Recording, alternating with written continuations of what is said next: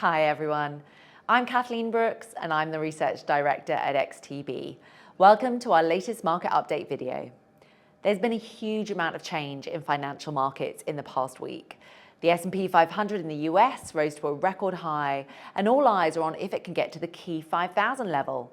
Expectations about interest rate cuts in both the US and the UK have been scaled back after the Federal Reserve and the Bank of England both sounded concerned about inflation risks. There's also a huge amount of earnings data this week. BP announced its earnings report this morning and the market likes what it heard.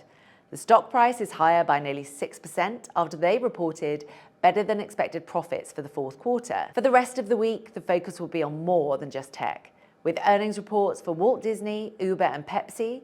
In the UK, we get Astra Zeneca, Unilever and British American Tobacco. In Europe, we get luxury giants including Kerring and Hermes, and there are high expectations for these companies after LVMH delivered stellar results a few weeks ago. We've mentioned that the blue chip US stock market made a record high on Friday, and there were also record highs for Germany's DAX and France's CAC last week. Europe is continuing to prove that it can attract investors and is a good way to get exposure to high quality companies outside of the US and outside of tech. It's worth noting that February is traditionally a weak month for stocks. It's the third worst month for the S&P 500 going back to the 1990s. So even though the S&P 500 has risen in 13 of the last 14 weeks, its longest winning streak since 1986, it might not move in a straight line from here.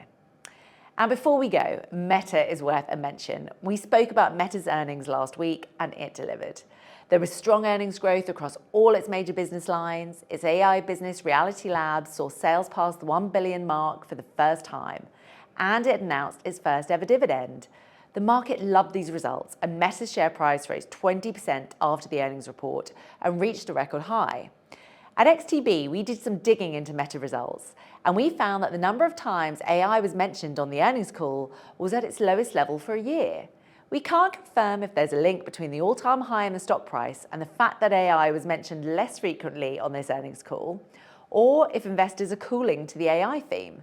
But Meta reminds us that the market likes good results and not just chat about AI. Thanks for joining, and we hope to see you all next time.